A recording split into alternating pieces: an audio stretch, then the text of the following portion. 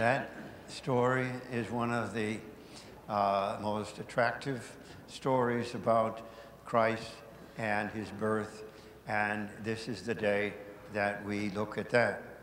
I've asked the people if they have already put out the figurines of the three wise men, and I don't mean to put you down, but you're not supposed to do it until today. You're supposed to start in the kitchen and then move up to the dining room if you have one, and then into the rec room, and you have two of those. And then you keep moving it around till today, and then everybody waits for this moment. When I told that, it was just an incidental thing, but people seem to be interested. So maybe next year, if you haven't done it this year, you might like to do that. In my wonderful place in life in this parish, I received so much love, so many gifts, and so many cards and so on. So I went through my cards. You can't just look at them once. And mostly you love what people write. And so here in my collection are all the cards that have to do with the three camels and the king and the magi and so on. Magi means magic. These were magic guys who could understand astrology.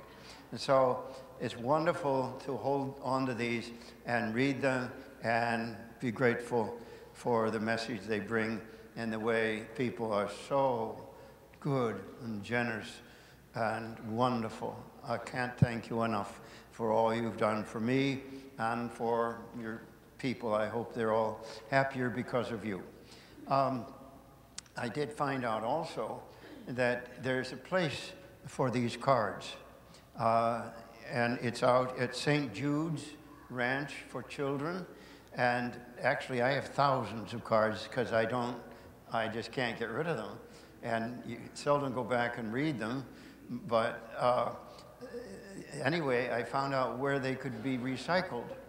So if anybody needs that address, I'll be happy to share it with you somehow, because I don't want to throw them away, but I've got boxes, because I'm old, that's why.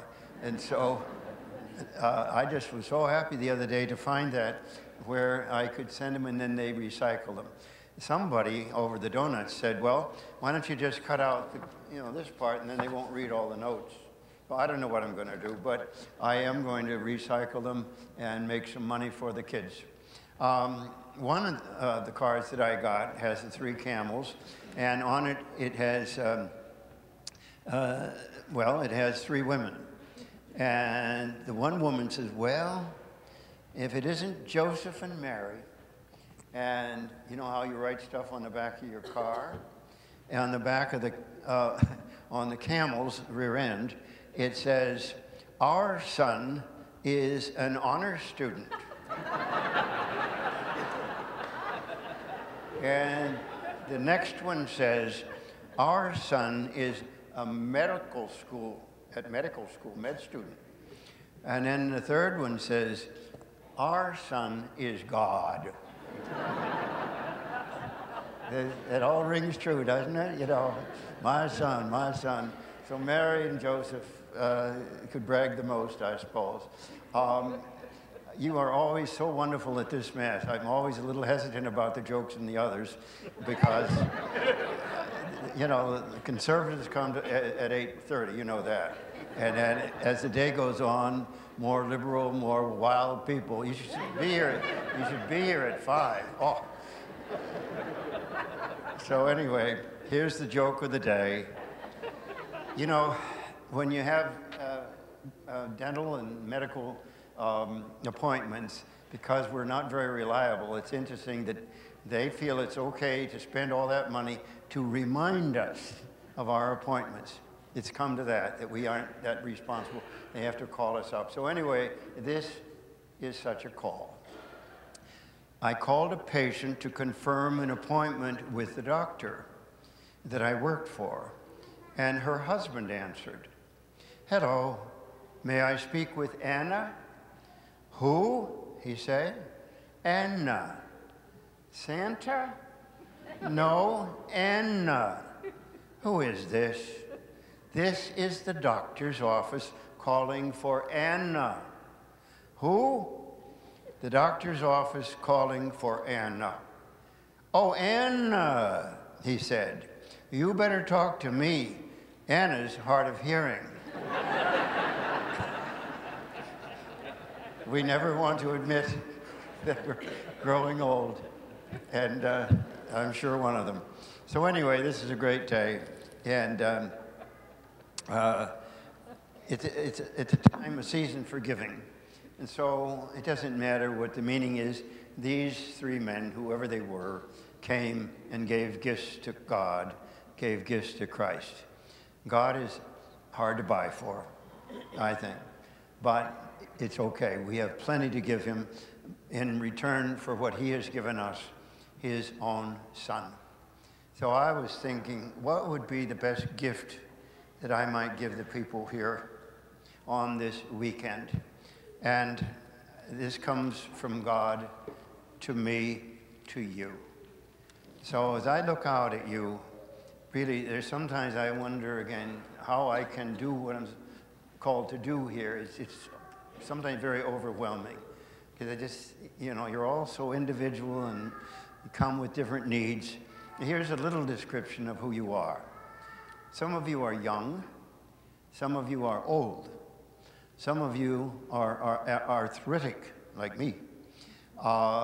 Infants in arms, that just throws me. You know, when you bring them up, when you look into the face of the child you love, you see the face of God. And so you bring them up. They're young families, you know, you don't know how they got them all together, and they're three back there, triplets that all look so wonderful, and they're all alike and everything. They have graduated from the prison to the back row. So I love seeing them, and all of you anyway. Then there are the toddlers, if you can keep them in one place. The single people, just people alone, husbands and wives and teens and parents and single parents and grandparents and divorced people and remarried people and employed people and jobless people, rich people, poor people, people with very deep faith, people who are just on the border, a little bit not sure. And we have people that are bored, of course, and we have healthy people and we have sick people. So here is the message from God to Christ, to me, to you. God knows you inside and out, just the way you are, just the way you are, and he loves you infinitely as only God can. And he doesn't turn it off and on, he's not fickle. God made you just as you are, and you need not seek his approval or anyone else's. Good to be me. No matter how ordinary, mundane, monotonous your life may seem, you are pleasing God and serving him if you just want to, every day. Your past sins are forgiven, and even better yet, forgotten. God does not keep book. And if you just ask his forgiveness sincerely, don't doubt that he says, it's forgiven, it's forgotten, you're just fine. You and I are going to die, some sooner than others, and we need not be afraid of death. We should be, as it were, moving more towards what we were made for.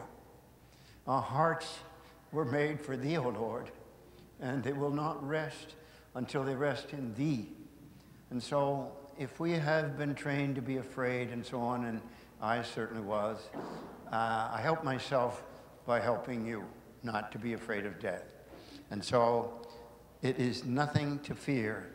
He is waiting for us, and the light is on.